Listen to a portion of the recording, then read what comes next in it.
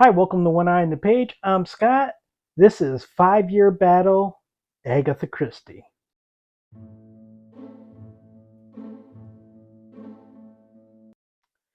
I have done 5 Year Battle Stephen King. There are going to be a few things different between these two. One, as you can see, I have all the Stephen King books. I did have one book that I didn't have in physical form when I did it, which I do now have in physical form. I have less than 20 Agatha Christie books in physical form. I have them all in some form, physical, Kindle, or audiobook, but I'm not often going to be able to say, we're talking about this book because I don't have that many. Another thing that's going to be a little bit different is I am not going to do every Agatha Christie book. I had to make some decisions. One, I haven't read all of Agatha Christie's books. I have read the majority of them. In the novels that I haven't read, I am reading. I have purchased all the Mary Westmacott books, which I will talk about in a moment. But I don't plan on reading the nonfiction. I know that she has a biography, an autobiography, and also a book about archaeology, and I had just made the decision I'm not interested in that. So I'm just going to do fiction. Now, there's another case, which I haven't made a decision about yet. There are a couple of novels that are Detective Club novels, which meant that she wrote these novels with multiple other writers. I believe one of them was 12 writers, and the other one 5, 6, somewhere around there. I have not decided whether or not I am going to include these books. I have not read them. I do not know much about their availability, so that may preclude this. I'm also not going to do her book of poetry, which isn't available, and I wasn't really looking forward to doing it anyway. Well, I'm sure I could probably find all the poems that were in it and do it that way, but I'm not going to. I am also not going to be doing plays. So that takes care of a lot of things. I am going to be including the Mary Westmacott books, books that she wrote under the pseudonym Mary Westmacott. There are 6 of them, I believe. I've finished one of them, Giant's Bread, and I have purchased the other 5. So I will be reading those and including those in this. Based on the first one, I don't know that they're going to rank that highly, but we shall see. The 5 Year Battle is I take the novels or the books, but in this case, the novels and collections that the author has published in 5 year blocks. Stephen King first published book was 1974, so I did 1974 to 78, 79 to 83, 84 to 88, etc. Agatha Christie's first published book was 1921. This one's going to cover the books published between the years 1921 and 1925. And next time we will go 1926 through 1930. Generally, she didn't publish as often as King did, although she had so far a longer publishing career. So generally, except for I believe 1 or 2 blocks a time, we're not going to be covering as many books as we did with Stephen King. Most of the time, at least until we get to the end, when she's at the tail end of her career, when she possibly had dementia and then she died, you're going to average about a book a year. And there are some 5 year blocks where you might average as much as 2 books a year, but generally it's closer to the 1 book a year, slightly over.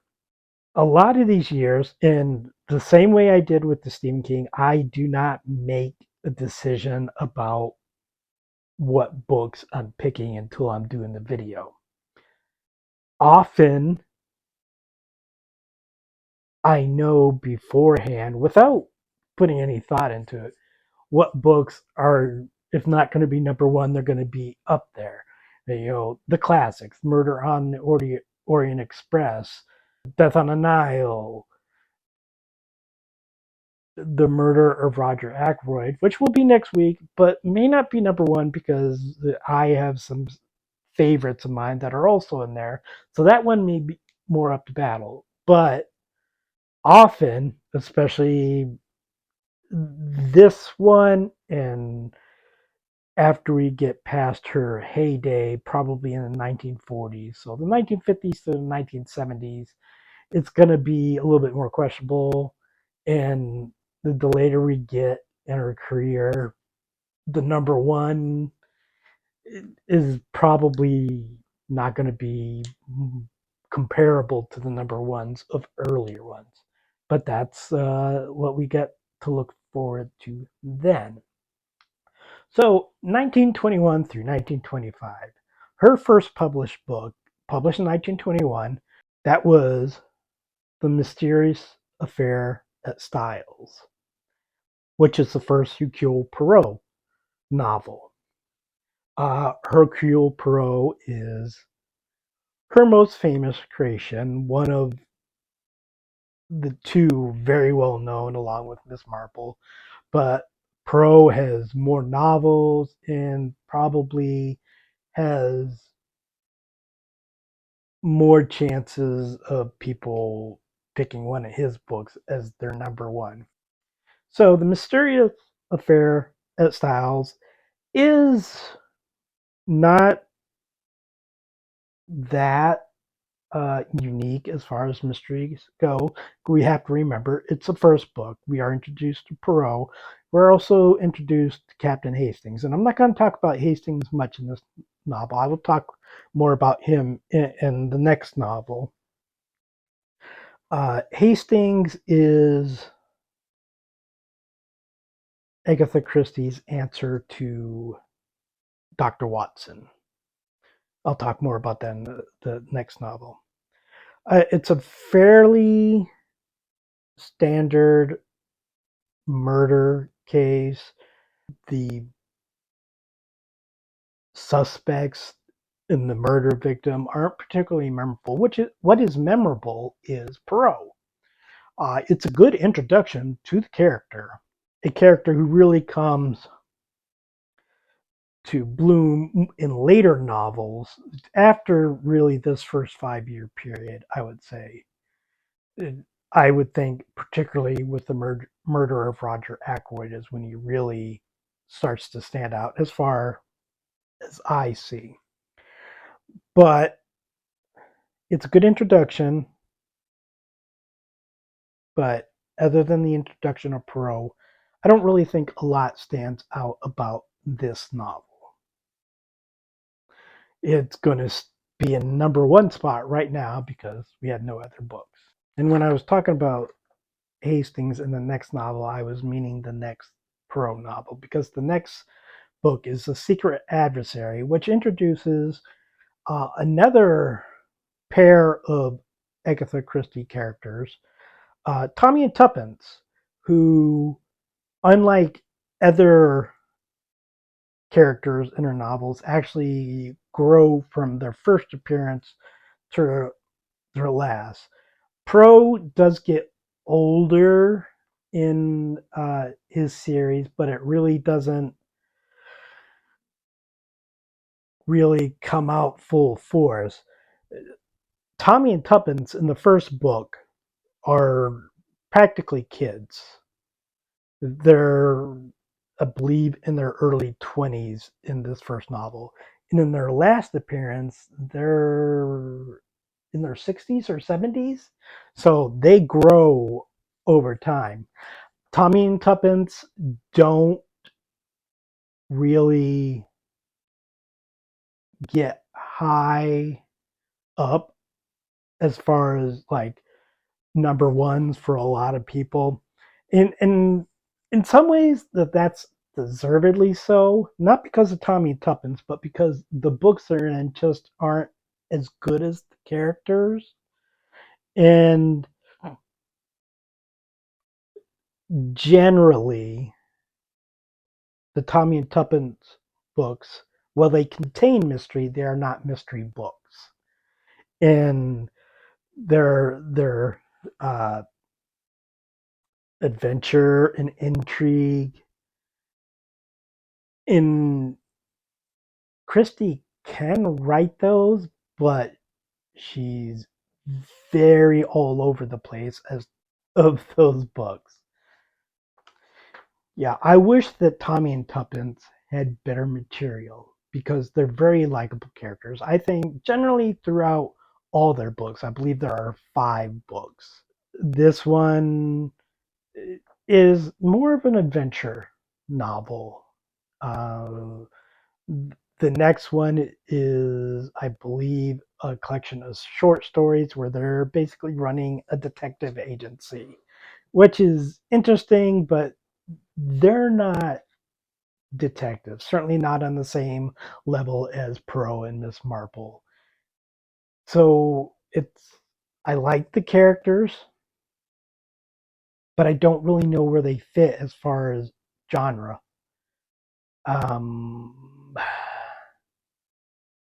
I think I am going to have to put this book under The Mysterious Affair of Styles simply because that was our first introduction to Poirot, and that's more important. And there's nothing in this book that stands out. And honestly, a lot in this book is far fetched, and many of the secondary characters are not memorable or not believable. Uh, Tommy and Tuppence's relationship is very interesting, but other relationships in the book aren't necessarily as much. So after that, we have the second Poirot novel, Murder on the Links, which was published in 1923, and the secret the secret adversary was published in 1922.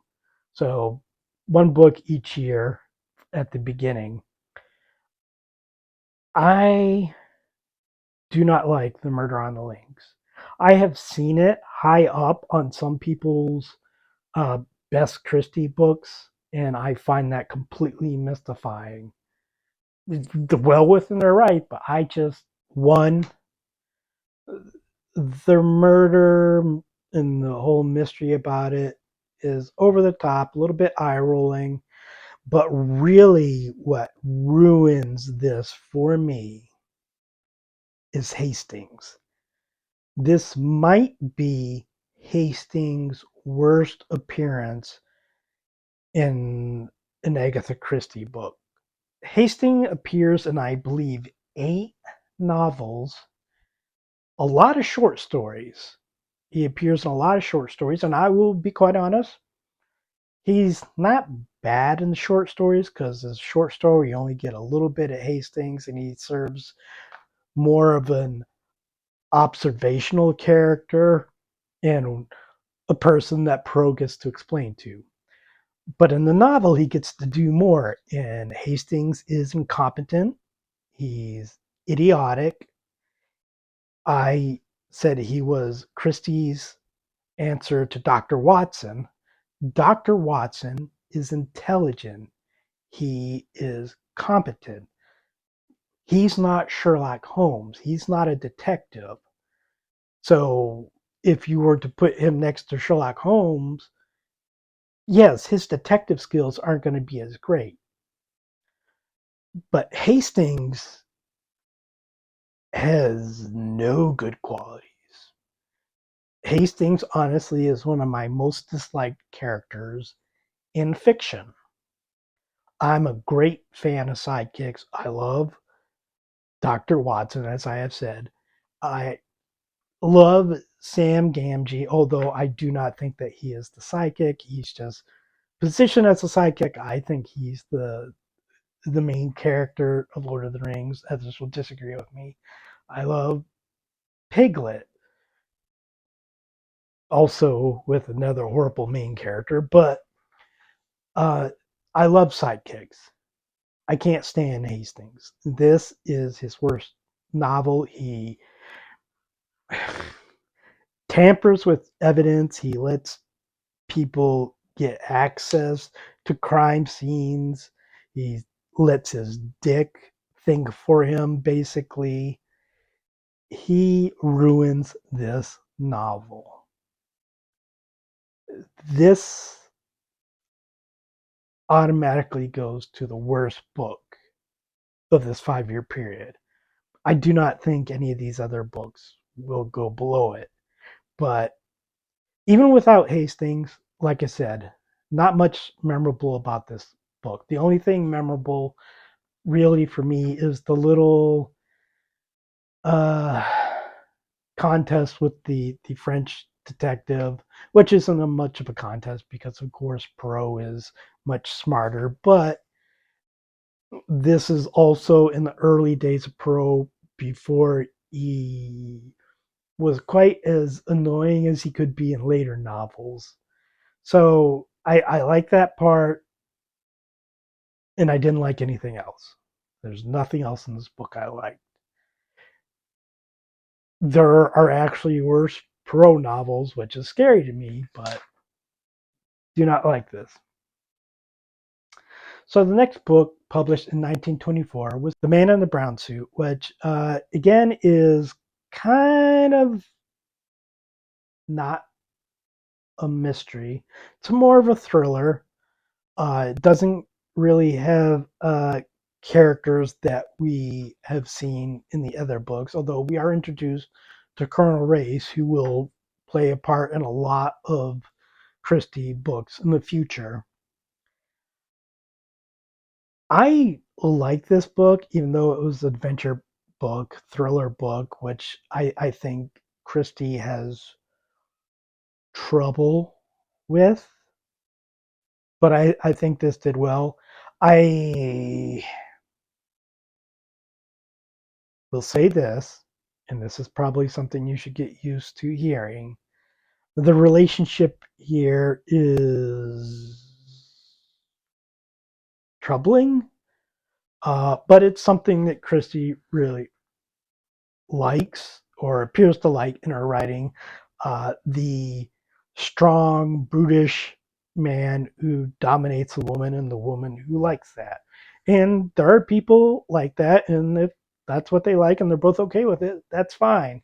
It's not very entertaining to read, but it didn't bother me as much in this book. There are also some racial issues in here. And that's another thing that we're going to have to get used to with Christie. Racial issues, which generally aren't brought up too often. Anti Semitism, which is brought up a little bit too often. The woman has a major problem with adoptees. She does not put across in her books that those are real family members. She has a real kink for younger woman, much older man. She has done the older woman, younger man thing at least one time that I know of, but often very young woman, much older man, and she has a real cousin kink, which I don't know. Maybe in the early 20th century, this was not a problem for people, but it kind of wigs me out a little bit. So, I mean, Christie has issues. She just happens to be one of the most popular writers, one of the best mystery writers in the world. Like, I don't know. Sometimes her issues overwhelm the book, and sometimes it's like, well, that sucked, but the book is just still excellent. So, and I think this is the case with this book. I think this will probably be the only time this happens, but I'm going to put this at the top right now. So it's The Man in the Brown Suit, number one, The Mysterious Affair at Styles at number two, The Secret Adversary at number three, and Murder on the Links at number four. Next is a short story collection. And I also want to point out that I am just going by the US collections. I know the UK collections are different and oftentimes have different stories in them, but I'm going by the US ones. So our first collection is Poirot Investigates, which was published in 1925. It's 14 stories. The stories obviously aren't going to be as high stakes as the novels. I do think that these 14 stories are generally not as interesting as later stories get. Uh, I found a few of them that were interesting to me that I actually remembered when I looked at them. I had to, look at the book and see what they were all about. But the $1 million bond robbery, the jewel robbery of the Grand Metropolitan, and the adventure of the Italian nobleman are the ones that I think stand out. That's 3 stories out of 14 stories. I don't necessarily think that the rest of the stories in this collection are bad. They don't particularly stand out very much. As I mentioned, Hastings is in, I think, all of these stories, but if not, the majority of them. But because it's a short story, he doesn't get as much of a chance to be the buffoon that he is. So that's a benefit. I think that I'm going to put this obviously above Murder on the Links, and I think below The Secret Adversary. I do think there are later collections that will be better ranked, but this first one, not so much. And the last book, which is also published in 1925, her first 2 book year, is The Secret of Chimneys.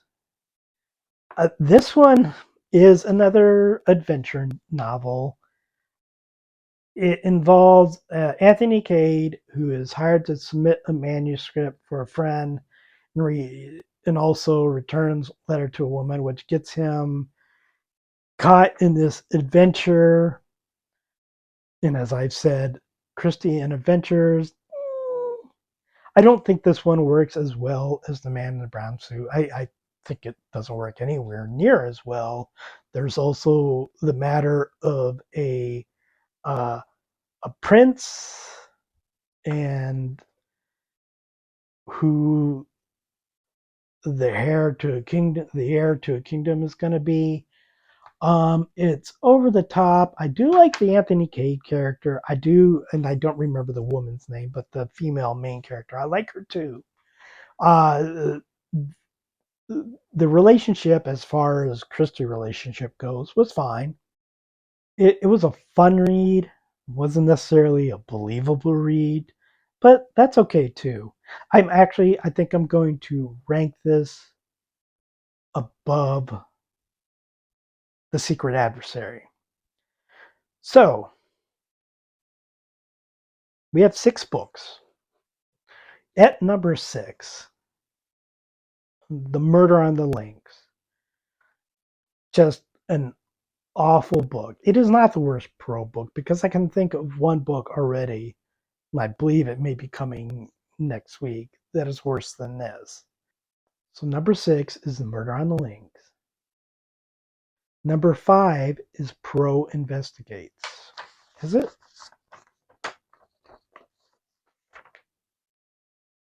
Yes, number 5 is Poirot Investigates.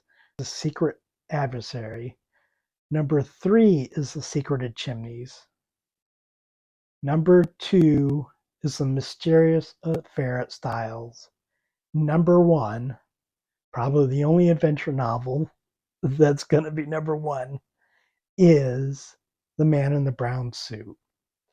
Uh, it's just a fun read. It's only a little bit more believable than The Secret of Chimneys, but it was much more fun. And I don't think Pro has reached he has not reached full power yet. So when he does, which again will probably happen next week, I think the adventure novels, which are going to be few and far between, are going to go down the rankings. But next week, I cover the years 1926 through 1930. This includes The Murder of Roger Ackroyd, The Big Four, The Mystery of the Blue Train. All three of these are Perot novels. The Seven Dials Mystery, Partners in Crime, the next Tommy and Tuppence book. The Murder at the Vicarage, which is the first Miss Marple book. Giant's Bread, which is the first Mary Westmacott novel. The Mysterious Mr. Quinn, which is a short story collection, which is probably going to rank higher for me than it will for most people. Also published in that time is The Road of Dreams, which is a poetry collection, but as I said, I will not be covering that. So please like and subscribe, and I will talk to you again next week.